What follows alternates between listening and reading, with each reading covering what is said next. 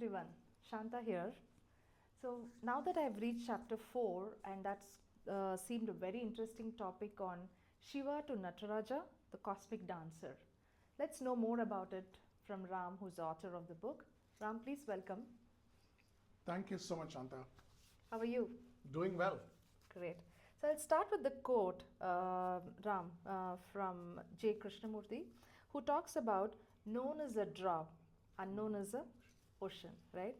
How does that idea resonate to our Indian culture? Okay. So, our Indian culture, pretty much what happens is if you look at all the texts, they have understood the concept that what we know is little, what we don't know is amazing. Right. So, the idea is they believe that knowledge that we know does not address the ignorance. So, the more and more we know or we think we know, there is more to be identified. Yeah, absolutely. So I think that's what I discovered while I was reading the book as well, right?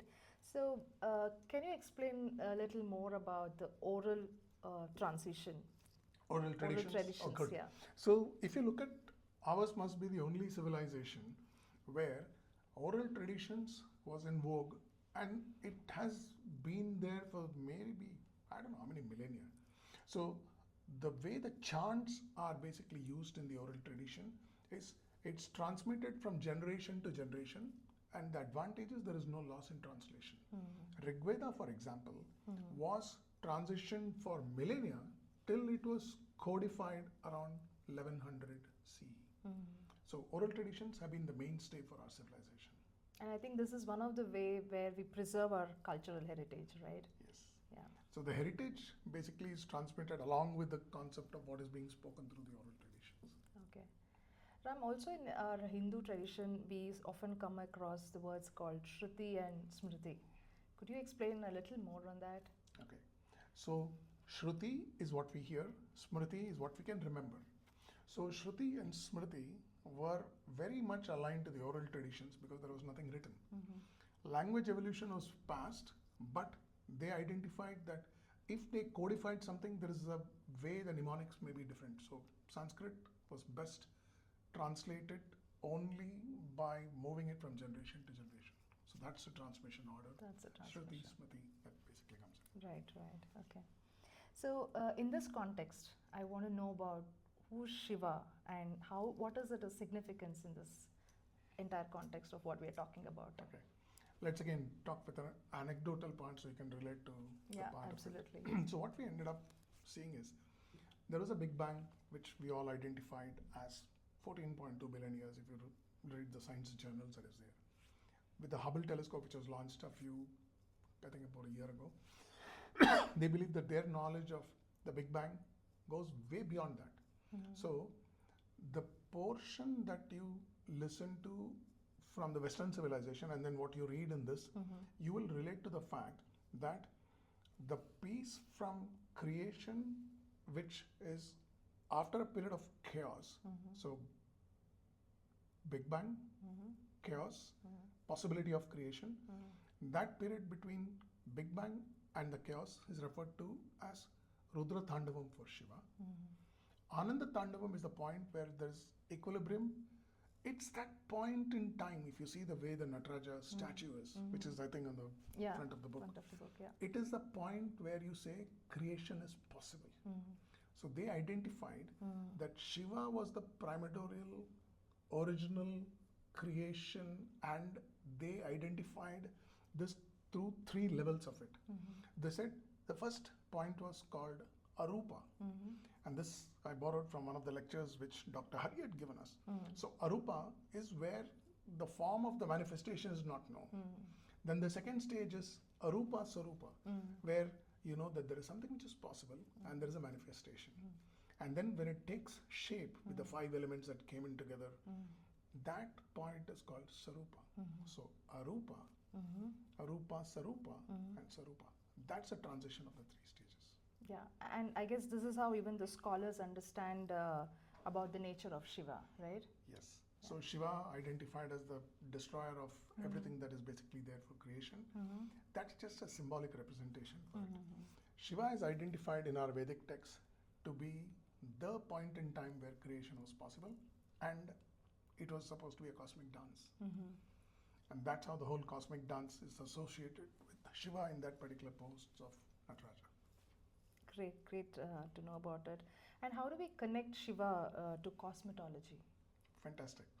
So if you look at the way the Earth is positioned, you have a tilt at 23.5 degrees for Earth. The 23.5 degrees is basically the reason why we have seasons, winds.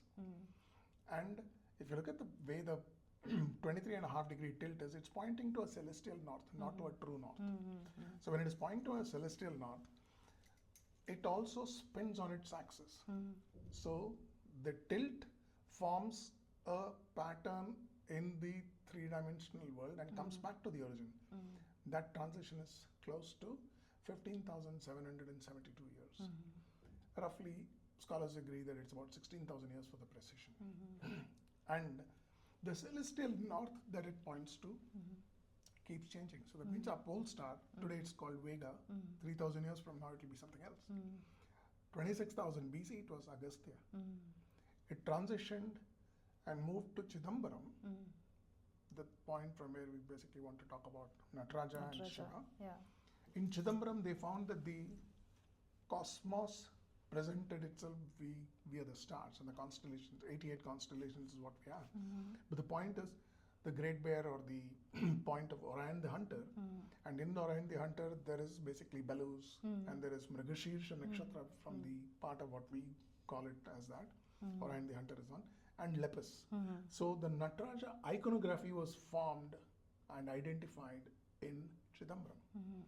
The name for Chidambaram, Chitta Ambram, star full of sky full of stars. What a mistake on that. So that's the part of cosmology, the Vedic astrology, and how Shiva is identified.